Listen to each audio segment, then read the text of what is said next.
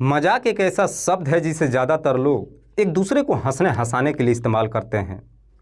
पर कभी कभी ये मजाक इंसान के जीवन में इस प्रकार से मुसीबत बन जाता है जिसकी वजह से न जाने कितने लोगों की ज़िंदगियां तबाह हो जाती है। आज की भी कहानी में सिम कुछ ऐसी होता है जिसे सुनने के बाद आप भी सोचने और समझने पर मजबूर हो जाएंगे कि आखिरकार इसमें गलत था कौन और गलती थी किसकी। आज की जो सच्ची घटना मैं आपको सुनाने वाला हूँ, दरअसल ये घटना है महाराष्ट्र प्रदेश के मुंबई शहर की। मुंबई का एक इलाका पड़ता है विरार। बात कर रहा हूँ मैं 14 सितंबर के शाम के करीब 7 से 8 बजे के आसपास। दरअसल इसी विरार के ईस्टर्न एक्सप्रेसवे हाईवे के पास बीएमसी के डंपिंग ग्राउंड में एक सफ़ेद कलर की बोरी वहाँ के कर्मचारियों को दिखाई देता है। कर्मचारी जब उस बोरी को देखते हैं, न जाने क्यों उन्हें थोड़ा शंका महसूस होता है, इसलिए इस बात की जानकारी नज़दीकी थाने में दे देते हैं। इधर पुलिस को जैसे ही सूचना मिलती है, पुलिस उस कूड़ा के डंप के पास जाती है और उस बोरी को वहां से बाहर निकालती है। पुलिस जब उस बोरी को खोलती है तो उस बोरी के अंदर से एक महिला की डेड बॉडी बरामद होती है, जिसके शरीर पे केवल पेटीकोट ही था। दरअसल वो डेड बॉडी 2 चादरों में लपेटा गया हुआ था। पुलिस जब डेड बॉडी को चेक करती है तो मालूम चलता है कि मरने वाली महिला की उम्र लगभग 26 साल के आसपास है, लेकिन उसके शरीर पे कोई भी चोट और घाव के निशान नहीं था।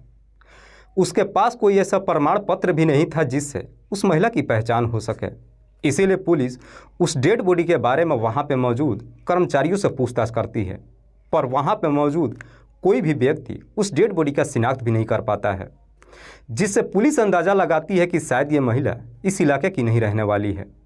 पुलिस सबसे पहले उस डेड बॉडी को अपने कब्जे में लेती है और उसे पोस्टमार्टम के लिए भेज देती है और फिर धारा 302 के तहत अज्ञात अपराधियों के विरोध में मुकदमा दर्ज करती है और इस केस की छानबीन करना शुरू करती है। लेकिन पुलिस के लिए सबसे बड़ा चैलेंज अब यह हो जाता है कि जब तक मरने वाली महिला का शिनाख्त नहीं हो जाता, पुलिस इस केस में एक कदम आगे नहीं बढ़ सकती थी। इसीलिए पुलिस अब उस महिला का शिनाख्त कराने के लिए सबसे पहले उसका एक फ़ोटो लेकर के एरिया के तमाम थानों में सर्कुलेट ही नहीं करती है, बल्कि अपने खबरियों को भी काम पर लगा देती है। लगभग 1 सप्ताह का समय गुजर जाता है, ना तो कोई व्यक्ति थाने में पहुंचता है और ना ही उस महिला के बारे में पूछताछ करता है। पुलिस को भी समझ में नहीं आती है कि आखिरकार पुलिस इस केस में आगे कैसे बढ़े। इसीलिए पुलिस अब इस केस की जांच पड़ताल की दिशा ही बदल देती है। पुलिस फिर से घटनास्थल पर जाती है और जाकर के वहाँ के गाड़ियों का रिकॉर्ड खंगालती है। वहाँ के कर्मचारी से पूछताछ करती है कि 14 सितंबर को कौन कौन सी गाड़ियाँ यहाँ पर आई थी। कर्मचारी एक गाड़ी का नंबर पुलिस को बताते हुए कहता है कि साहब यही गाड़ी इस कूड़े डंप में आखिरी बार आई थी। जब गाड़ी का नंबर बता देता है, पुलिस उस गाड़ी के ड्राइवर से जाके कांटेक्ट करती है और उससे पूछताछ करती है कि तुम किन किन इलाकों से कूड़ा उठा कर लाते हो। ड्राइवर कहता है कि साहब मैं सायन, माहिम और धरावी इलाकों से कूड़े को उठा कर लाता हूँ। हालांकि ड्राइवर जब इन 3 इलाकों का नाम बताता, ये तीनों इलाका भी कोई छोटा मोटा नहीं था, पर फिर भी पुलिस अपनी कोशिश करना शुरू कर देती है। पुलिस इन तीनों इलाकों के थानों में उस फोटो को सर्कुलेट ही नहीं करती है, बल्कि फ़ोटो अपने साथ लेकर खुद जाकर लोगों से कांटेक्ट करती है और फ़ोटो को दिखाकर उस महिला के बारे में पूछताछ करना शुरू कर देती है। पुलिस जब उस फोटो को लेकर धारावी के राजीव गांधी नगर इलाके के एक मंदिर के पुजारी को दिखाती है, वो पुजारी उस फोटो को देखकर पहचान लेता है और पुलिस वालों से कहता है कि साहब इस महिला का नाम है रेखा गौतम, जो इसी राजीव गांधी नगर में अपने पति के साथ रहती है। रेखा के पति का नाम है संजय कुमार गौतम। पंडित जैसे ही रेखा की पहचान कर लेता है, पुलिस उस पंडित को लेकर रेखा के घर पे जाती है। पर पुलिस जब रेखा के घर पे पहुंचती है तो देखती है कि उसके घर पे बाहर दरवाजे पे ताला लगा हुआ है। इसीलिए पुलिस वहाँ के आस पड़ोस के लोगों से संजय के बारे में पूछताछ करती है। पड़ोसी पुलिस वालों से कहते हैं कि साहब संजय की पत्नी रेखा कहीं खो गई है, इसीलिए संजय जहां तहां अपनी पत्नी को ढूंढ रहा है। पड़ोसी जब इस तरह की बातें पुलिस वालों से कहते हैं, पुलिस रेखा के बारे में पड़ोसियों को कुछ नहीं बताती है, बल्कि संजय का मोबाइल नंबर ले लेती है। पुलिस को जब संजय का मोबाइल नंबर मिल जाता है, संजय के नंबर पर कॉल नहीं करती है, बल्कि उसका लोकेशन ट्रेस करती है।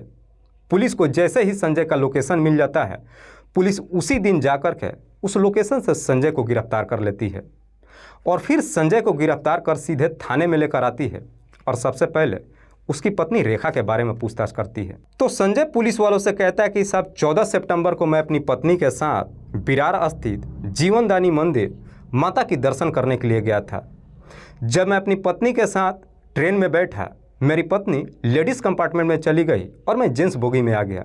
पर जब मैं बांद्रा रेलवे स्टेशन पर पहुंचा और बोगी में जाकर के देखा, उस बोगी में मेरी पत्नी रेखा नहीं थी।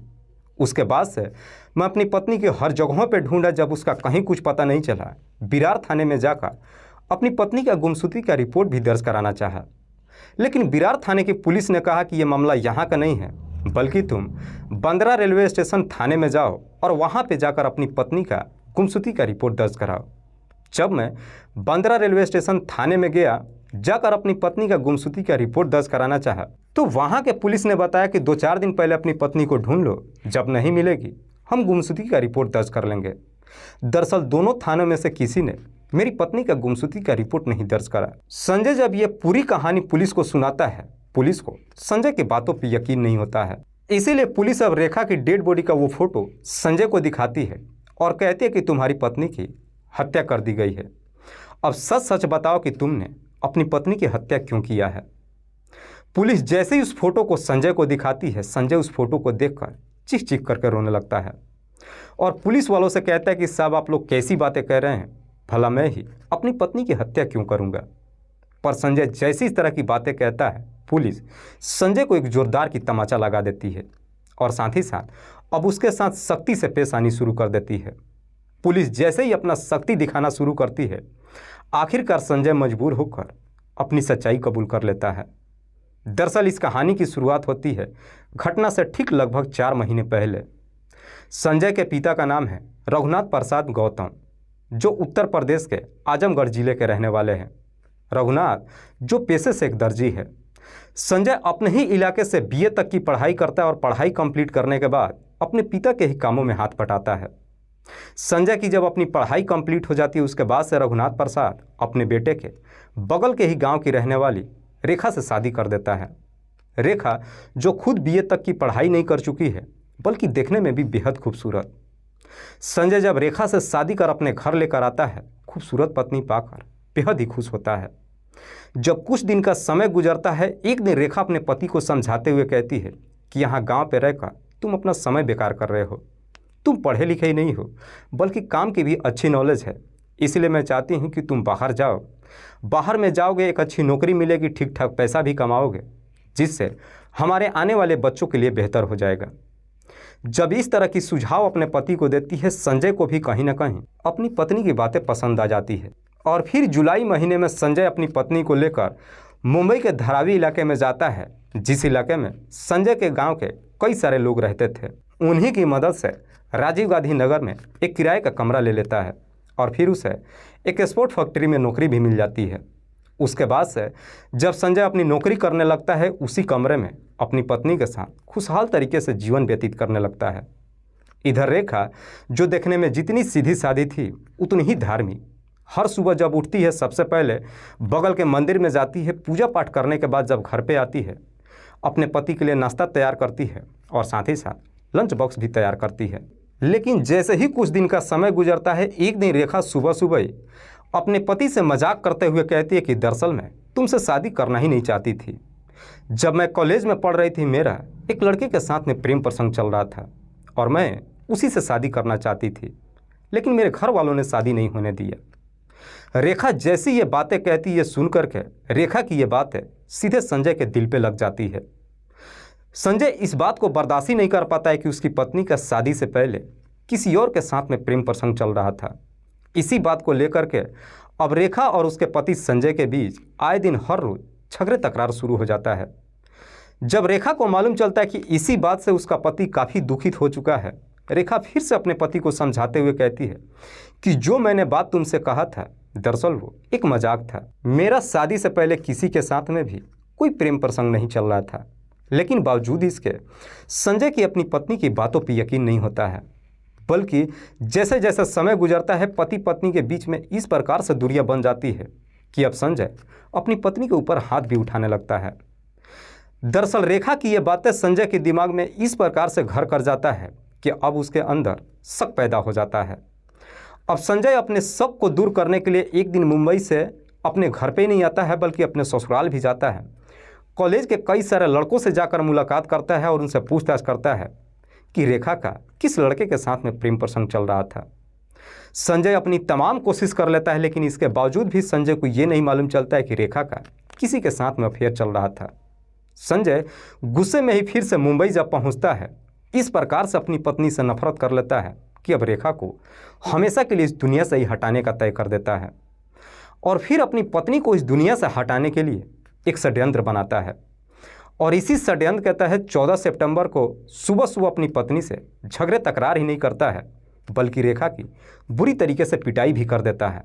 पिटाई करने के बाद करीब 12 बजे के आसपास जब अपने घर से निकलता है, सीधे मार्केट में जाता है और वहाँ से चूहे मारने वाली दवा खरीद कर फिर से करीब 2 बजे के आसपास अपने घर पे पहुँचता है और फिर उस दवा को अपनी पत्नी को ज़बरदस्ती पिला देता है।